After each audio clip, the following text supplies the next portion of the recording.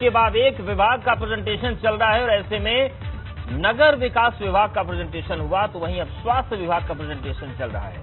ऐसे में स्वास्थ्य विभाग से जुड़े कई पहलुओं को देखा जा रहा है और अधिकारी बता रहे हैं कि कैसे स्वास्थ्य विभाग में सुधार लाया जा सकता है, क्योंकि पिछले 5 साल में जो सबसे बड़ी चुनौती योगी सरकार के सामने रही वो स्वास्थ्य की रही। कोरोना की 2 लहरों के बीच स्वास्थ्य विभाग को लेकर योगी सरकार ने काफी काम किया और अब उसे और कैसे सुधारा जा सकता है उसे लेकर प्रेजेंटेशन चल रहा है। तस्वीर देखिए आपको नजर आ रही है और डिप्टी सीएम और स्वास्थ्य मंत्री ब्रजेश पाठक आपको दिख रहे हैं।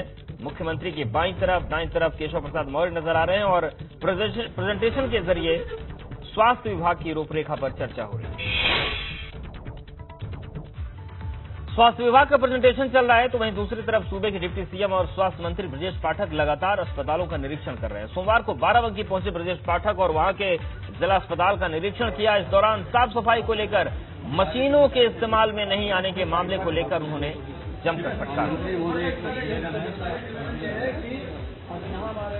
सर नर्सेस की हैं डॉक्टर यहाँ रखने की जगह सर कुछ अगर स्टोर में हम चेक करेंगे ये दवाई कम मिलेगी तो कार्रवाई होगी। ये दवाई यहाँ होना चाहिए। सोमवार को बाराबंकी पहुंचे थे ब्रजेश पाठक, लेकिन इसी मामले पर अखिलेश यादव ने स्वास्थ्य विभाग पर निशाना साध दिया है। अखिलेश यादव ने ट्वीट करते हुए लिखा कि उत्तर प्रदेश के स्वास्थ्य मंत्री जी ने स्वयं कह दिया कि स्वास्थ्य विभाग व अस्पतालों की वर्तमान हालत देखकर वो शर्मिंदा है। तो और क्या कहना, ये अच्छी बात है क्योंकि सत्य को स्वीकार करने से ही सुधार का मार्ग निकलता है। एक सलाह, वो आलोचना पर एफआईआर करने वालों और बुलडोजर से बचकर रहे। तो उत्तर प्रदेश के पूर्व मुख्यमंत्री ने ट्वीट किया और उन्होंने लिखा कि वर्तमान हालत देखकर अस्पतालों की वो शर्मिंदा है। ये अच्छी बात है क्योंकि सत्य को स्वीकार करने से ही सुधार का मार्ग निकलता है। एक सलाह, वो आलोचना पर एफआईआर करने वालों और बुलडोजर से बचकर रहे।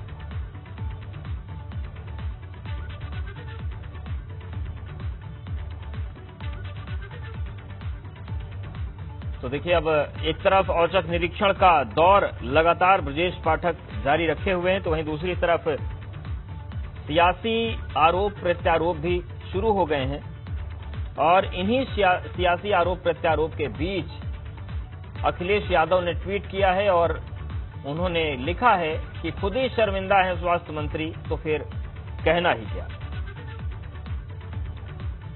और शैलेश हमारे साथ जुड़ गए, हमारे सहयोगी। शैलेश, जिस तरीके से प्रेजेंटेशन और बैठकों का दौर चल रहा है, दूसरी तरफ सियासी बयानबाजी भी हो रही है, किस तरीके की रूपरेखा पेश की जा सकती है, किस तरीके की बातें अंदर चल रही हैं, कुछ जानकारी मिल रही है? बिल्कुल अवधेश, देखिए इस समय हम मौजूद हैं एनएक्सी भवन के सामने और यहीं पर मंथन चल रहा है जहां पर मुख्यमंत्री योगी आदित्यनाथ के सामने चिकित्सा शिक्षा एवं स्वास्थ्य विभाग जो है उससे जुड़े हुए जो बाकी विभाग है, जैसे आयुष विभाग की बात की जाए, ये सारे बात औषधि विभाग की बात की, इन सभी विभागों का प्रेजेंटेशन चल रहा है और उसमें मंथन हो रहा है कि कैसे प्रदेश की जो स्वास्थ्य सेवाएं हैं, जो स्वास्थ्य सुविधाएं हैं, उनको और बेहतर किया जाए ताकि लोगों को बेहतर स्वास्थ्य सुविधाएं मुहैया कराई जा सके। कोरोना काल में जिस तरह से स्वास्थ्य सेवाओं को बढ़ाया गया, कहीं ना कहीं योगी सरकार अपने पहले कार्यकाल में उसे एक बड़ी उपलब्धि के रूप में देखती है और उसी को लेकर अब आगे और कैसे बेहतर करना है। देखिए, जो बड़े मुद्दे हैं अगर बात करें तो वो है डॉक्टर्स की कमी, चिकित्सा कर्मियों की कमी एक बड़ा मुद्दा है। इसके अलावा जो नए मेडिकल कॉलेजों का काम चल रहा है प्रदेश में, वो एक बड़ा मुद्दा है कि उसको कैसे और तेज गति से आगे बढ़ाया जाए। पीपीपी मोड पर जो नए मेडिकल कॉलेज बनने हैं निजी क्षेत्र के सहयोग से, उनको किस तरह से और तेज किया जाए, क्योंकि एक जो योजना है सरकार की 1 डिस्ट्रिक्ट 1 मेडिकल कॉलेज की, उसको किस तरह से अमली जामा पहनाया जाना है, पूरा करना है जल्द से जल्द उस लक्ष्य को। तो ये वो तमाम अहम मुद्दे हैं जिनको लेकर यहाँ पर मंथन चल रहा है। तमाम जो अस्पताल पहले से चल रहे हैं, जो सुपर स्पेशलिटी की हम बात करते हैं संस्थानों की, एसजीपीजीआई लखनऊ का, केजीएमयू, गोरखपुर मेडिकल कॉलेज, ये सब जो बड़े संस्थान है, तो यहाँ पर किस तरह से स्वास्थ्य सेवाओं को बेहतर किया जाए, इनके ऊपर मंथन चल रहा है। और देखिए, इस प्रेजेंटेशन से पहले खुद डिप्टी सीएम और प्रदेश के चिकित्सा स्वास्थ्य एवं चिकित्सा शिक्षा एवं स्वास्थ्य मंत्री जो है ब्रजेश पाठक, वो खुद निकले। उन्होंने केजीएमयू का दौरा किया, बाराबंकी अचानक पहुंच गए उसके पीछे का जो मकसद था वो बिल्कुल साफ कहीं ना कहीं कि पहले खुद ग्राउंड लेवल पर ये देखें कि हालात क्या है। प्रेजेंटेशन तो बाद में लक्ष्य तब तय होंगे जब आपको ग्राउंड रियलिटी पता होगी, और ये एक अच्छी चीज के रूप में भी देखा जा सकता है कि जब उन्होंने कहीं पर खामी देखी तो उसे एक्सेप्ट किया, ये माना और ये कहा कि शर्मिंदा है। तो निश्चित रूप से कि अगर आप कमी को एक्सेप्ट करेंगे तभी बेहतर कर पाएंगे, और इसी दिशा में कह सकते हैं कि पहले ग्राउंड पर चीजों को देखा, सिर्फ अधिकारियों के कहने पर ये चीजें नहीं की गई कि प्रेजेंटेशन कैसा होगा, ग्राउंड लेवल पर जाकर देखा कि क्या जरूरतें हैं वहां की, और उसके बाद में आज यहाँ पर जब प्रेजेंटेशन हो रहा है तो निश्चित रूप से जो उनके अपने फर्स्ट हैंड एक्सपीरियंस जिसे बोलते हैं, उनका अपना जो अनुभव रहा है इस निरीक्षण के दौरान, निश्चित रूप से उसके ऊपर भी यहाँ पर वो बात करेंगे कि वहां पर किन चीजों की जरूरत है।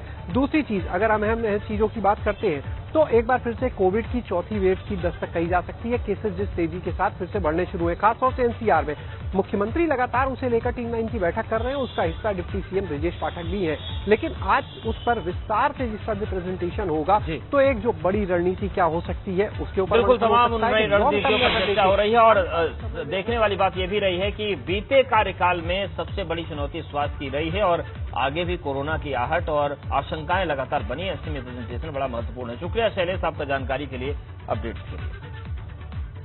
योगी सरकार 2.0 की पहली कैबिनेट बैठक हुई जिसमें कई अहम प्रस्तावों पर चर्चा हुई, तो वहीं कुल 14 प्रस्तावों पर मुहर लग गई। इस कैबिनेट बैठक में धार्मिक क्षेत्रों के विकास पर फोकस रहा। इसमें मथुरा और प्रयागराज, आगरा में हेलीपैड बनाने का प्रस्ताव पास हुआ, तो वहीं अलकनंदा गेस्ट हाउस उत्तराखंड परिसर की जमीन पर हस्तांतरण किया गया है। पर्यटन से लेकर लोक निर्माण विभाग से जुड़े प्रस्ताव पास हुए। पर्यटन विभाग के 4 प्रस्तावों पर मुहर लगी।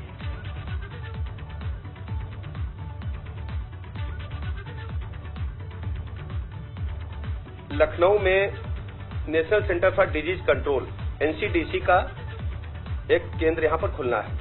लखनऊ के सरोजिनी नगर में उसके लिए जमीन चिन्हित कर ली गई है और उसको लीज पर दिया जाना है एनसीडीसी को, national centre for disease control को। और उनकी शर्त ये थी कि जो निःशुल्क जमीन देगा वहीं वो खोलेंगे। पूरे भारतवर्ष में ऐसे 6 सेंटर खोले जाने हैं, उसमें लखनऊ का भी चयन हुआ है। तो निःशुल्क जमीन दिए जाने को लेकर के हम लोग यहाँ आए थे। वो 30 वर्ष के लिए 2.5 एकड़ जमीन सरोजिनी नगर के जैसी खेड़ा में